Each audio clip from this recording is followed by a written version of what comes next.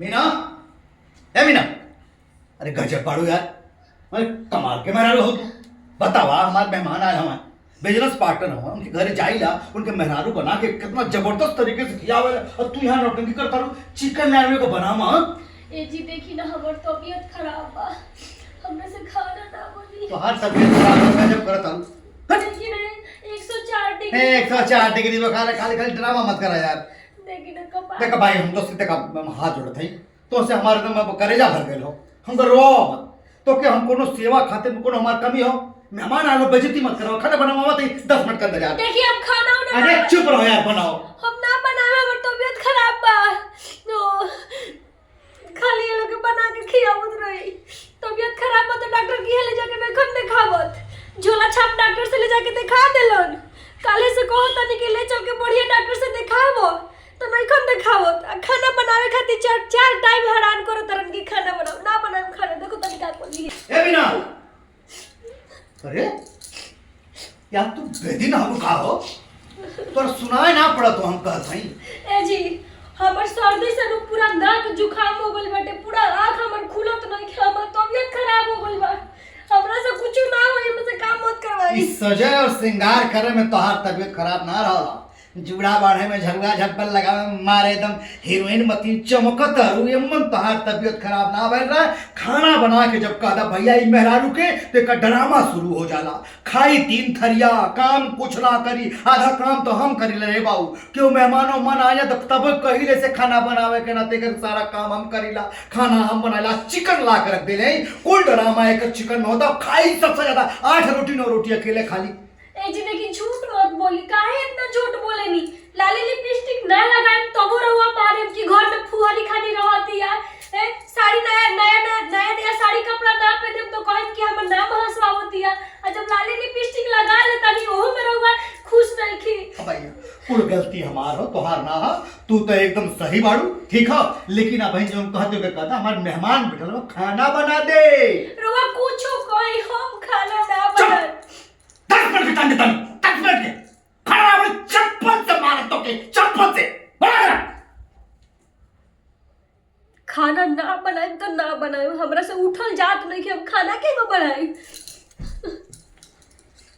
हे भगवान, कैसन मरद हमरा पाले पड़ गइल बा। तबीयत खराब बा तबो नहीं के दुख बुझत। बिना, ए बिना, सो गई रे, सो गई ते तो सो गई। हमें माथा खराब कर देता है, खोपड़ी खराब कर दिया मार रे। हाँ मेहमान आए हमें ते खाना ना बनेंगे। हाँ तो हर जान ले ले हम। भगवान को सब कहते ही बोटी बोटी काट दे पसंद। एक काम कर, एक काम करता तो के हम सुबह तलाक दे। अपने घर फोन कर कि हमारे पति हमारा को तलाक दे रहा था। तेरे जैसे मेहरानी से शादी करके सारा जीवन खराब कर देनी। हाँ मेहमान के खाना ला क्या करे तो हमार। और सुन, अगर चाहता रे कि तलाक बचो तो 10 मिनट के अंदर खाना बनकर तैयार रखिए। देखो ये कहल जला मरद हमर तबीयत खराब बा तबो दुख नहीं के बुझत। कहता कि तलाक देम तो ठीक बा, हम अपना भाई से कहतानी। हेलो हाँ बोलो। देखो ना भैया, उ हमरा के तलाक देवे के कहतरन। के तलाक देवे कहता?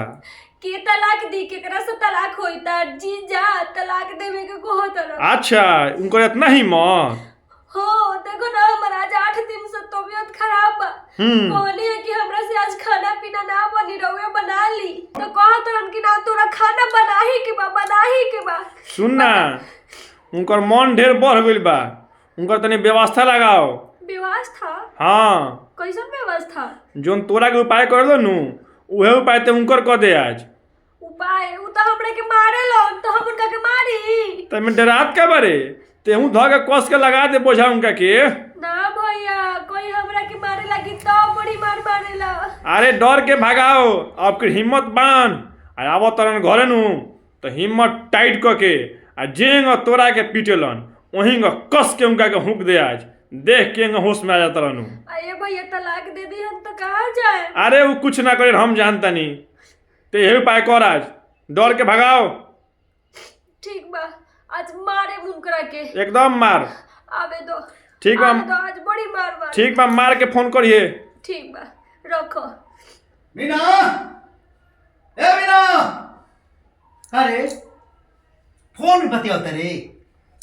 कौन यार है रे तोर जोन बतिया रहले? ए!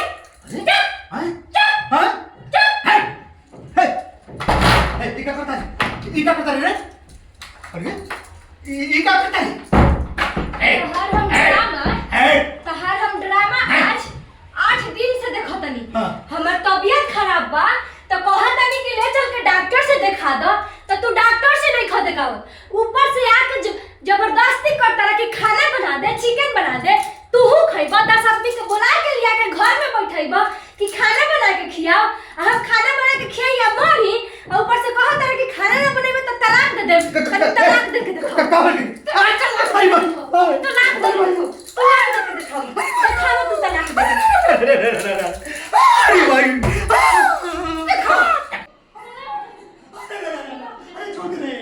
छोड़ दे। अरे मेरी भैया, अरे मेरी भैया।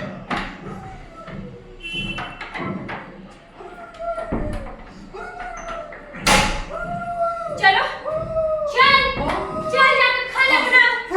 चल जाकर खाना भैया, बनाओ। आज से हम खाना बनाए। दुर्गा देवी काली बर्तन के धोई, हम धोई, साड़ी के फीची, हाँ, किचन साफ के करी, हाँ, पोछा के लगाई, बोल हम करो, लड़का के चुतर के धोई, हमरे के खाना के खियाई, हम देवी जी, हमर पैर के दाबी, हम दबाए। हाँ तो चला। ए भैया, बोल कह लिया, मेरा से पंगा मत लिया।